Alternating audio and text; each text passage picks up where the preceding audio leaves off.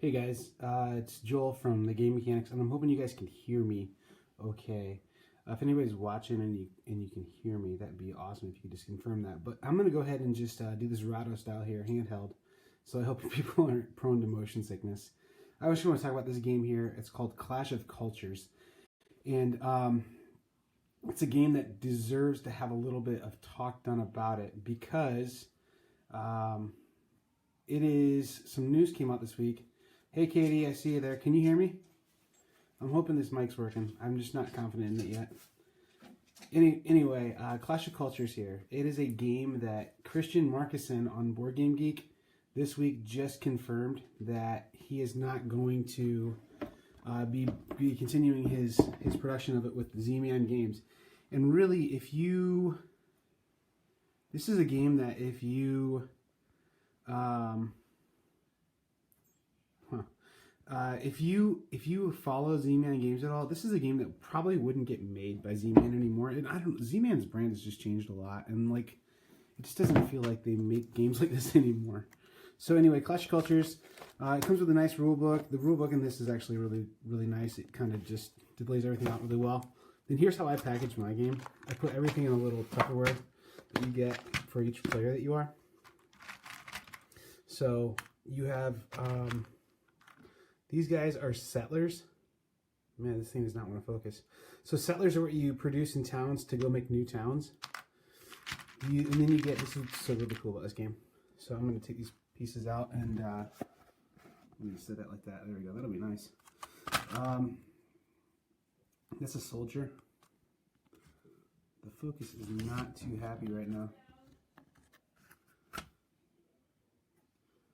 Okay, there we go. So here's what's really cool about this is that it's a kind of a 4X game. So these tiles come out. That's a start tile right there, and then you have these like shroud tiles that would come out that are laid out in like certain arrays. And so you can see how that's like cloudy there. When you flip it over, and it's like you explored it. Okay, and there are some rules about how you have to explore things, but I'm going to go back to the components here. That's a little settlement there at the start of every town that, man, this camera does not like what I'm doing here. Then as you upgrade your town, this is what's really neat about this game, is there's these different pieces that each town has. I'm trying to see if I can keep wigging out by kind of going off camera more and stuff. So all these different pieces here, oh my gosh, this is super annoying. And then there's one other type, a harbor. So all these pieces do something to make your town better, but like it's kind of neat that as you upgrade your town, they all fit together. So the components on this were definitely really cool. So your town looks like this when you're all done, and it all just kind of snaps together. So let me see if I can get that. So it doesn't snap; it just kind of slides together, but. So that's kind of neat that your towns look like that when you get them on the board. Man, it's so annoying that that's doing that. I'm going to just keep apologizing, I guess, profusely about that. Here's the other thing that's kind of neat about this too, is here's your technology board. So you keep track of your money and everything on this track on the top here. And then like your gold and your resources on this top track here. And then this is your technology tree. And there's little holes in there. You can see these. And as you research something, you drop a little, you have a bunch of these little cubes. And so you drop a cube, and you actually have to develop an order here, like from top to bottom, all these different technologies. And so if you want to get irrigation, we have to study farming first. You have to study storage next. And so this game is really an excellent civilization builder. If you don't own a civ building game, I would say this one's my favorite. And yeah, Jason Smith was just over at my place. He's the other board game mechanic, but he's the one who kind of broke the news to me that Christian Marcuson did confirm. He said, "I have the rights to this game back. Z-Man no longer has it. However, I don't have the rights to the plastic pieces or the graphic design." So at any rate, there will never be another edition of this game like this. Z-Man will never put this game out again. So the supply that's out there will get sold, and then it will be done. And it's already, so the reason why I'm breaking this news on here a little bit is because the price on this game is already jumping up to, boy, I wish this would stop doing that. Like, I'm never going to use this again to do videos with. The price of this game is probably going to jump up quite a bit, just because what's going to end up happening is as the supply runs out, they won't get a reprint. So that's most of the game. You do have these objective cards that you can work on as another part of the game, and there's events that happen and actions that you can take. So these cards are really cool too, because there's like a military part, and then there's like a like civilization building part to each one of these cards on how you can spend them. So, and then, you know, obviously tokens, barbarians come out, and you can fight the barbarians before you fight other civilizations.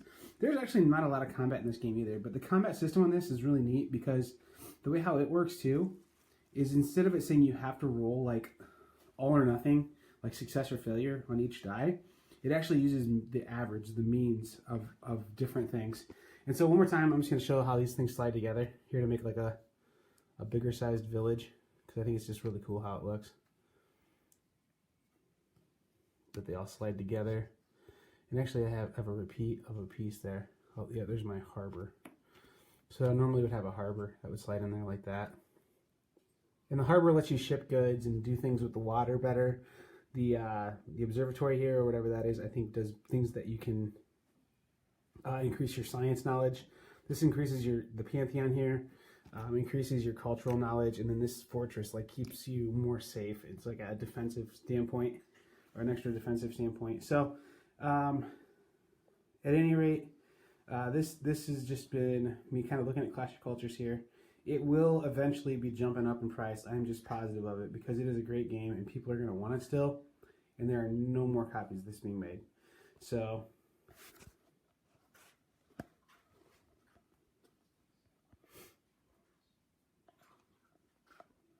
I'm typing in here now. Man, you guys are probably going to be so motion sick.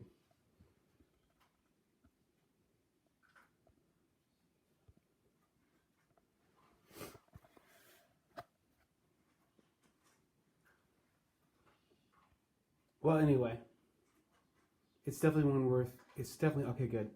It's definitely one game worth picking up. I wish the focus was working. I love this game. It's played over the course of several ages, or several like seasons. And on your turn, you don't do a ton of things. I mean, you research the technologies, and then here's the little guide that shows you how the cost for building things is food. Army units are stone and food. Ships are wood. It's not a long game. You can play it with 2 or 3 players in under 2 hours for sure. It's a really good foray into 4X games. It has enough depth to really be a fun game to play, but it's not like fiddly. It takes some of the little fiddly stuff out of it. And yeah, and you can see these tiles over here too. They come out flipped over like this, and then you send a settler out, and as the settler enters, they flip over. And there's some like placement rules for how you have to place the tile and like the array of tiles. So if there's water on the tile, you have to make sure it's adjacent to water. And if it's on the edge, you have to make sure the water's on the edge. So like this would be a legal placement. Like that would be okay for this tile to set like that. So, and it's kind of neat how the different setups are. They have really good balanced 3-player, 4-player, 2-player setups. And I'm trying to think here. I've never played this one with 5, and I don't think it does support 5. I think it's up to 4 players. And again, this is just something that I do not see this game getting a republish from Z-Man for sure. Because like Christian said, they're parting ways. The expansion, to give you an idea of what I feel like the price on this game is going to do, the expansion for this game, just the expansion on it alone, is going for like a couple $100. And this game itself, the base game, I feel like it's MSRP around $80, and it's already going for for up and over $100 several places. But I would encourage you, I know my friendly local board game shop has copies of this on their shelf. If this is something that you think you would ever be interested in getting, if this is something that you think is cool, I would really strongly suggest that you try and maybe get it here soon, because you won't get another chance. You just won't. And this is my go-to. There's my Batman cup. There's my go-to. This is my go-to 4X Civ game with like a technology tree and civilization building kind of thing. It's so smooth. It plays smoother than any other game I've played. It plays smoother than the Sid Meier's Civ board games. It's less complicated, less reading, less fiddly than the card-based Civ builders like Through the Ages and Nations. It also has the little like sort of miniatures, I guess, the plastic pieces on the board that visually represent space, which I think is kind of neat. Like, I think it's neat to, that's what's missing in those card-based games, is that you don't ever really go out and explore, and you don't go out and encounter other people. It's like you're in a bubble and then you do combat, and it's like kind of abstract. So it's kind of neat that this works this way. That's it, guys. If you have any questions, comment on this video. I kind of rambled and tried to figure out the focus on this game, or on this, and it's just never really worked. But if you have any questions or comments, please don't hesitate to ask. And I think, man, this is really rough, this camera on here. I don't think I'm going to use the iPad. This is the iPad, and I used it because I know the microphone works a little better on the iPad than on my phone. But I think I would rather see the audio suffer a little bit to have the camera stay in focus, and you guys can see what I'm looking at. So this is my imitation of Rado. Richard Ham, I'm a big fan. I know the rest of the board game mechanics are too. Thanks for watching. We're calling you guys the Riveted. If you're a follower of the board game mechanics, you're the Riveted. So thanks for the suggestion there from the listener or person on the website who came up with that. Very cool. Yeah, and in closing on this rambling long video, I'm just going to say Clash of Cultures, strongly endorse it.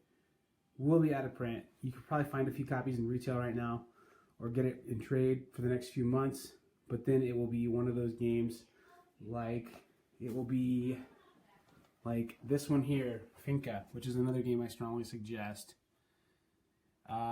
And you can't find that game anymore, and it won't get a reprint. And this one that I played just this morning, Bruges, that is out of print and unlikely to get a reprint. And the English version of this game, Turn Taxis, you won't be able to get that one either. So this game is going to become one of those very soon, where it's going to become one of those games that you just probably won't likely own, because it's going to be, yeah, that's my shelf. This is my shelfie, my live shelfie. Keep an eye on my games as we're doing this video here, I guess, right? Had a great game playing board games this weekend. I think we played like maybe 8 games this weekend, which is pretty awesome. Anyway, that's it, guys. Thanks for watching.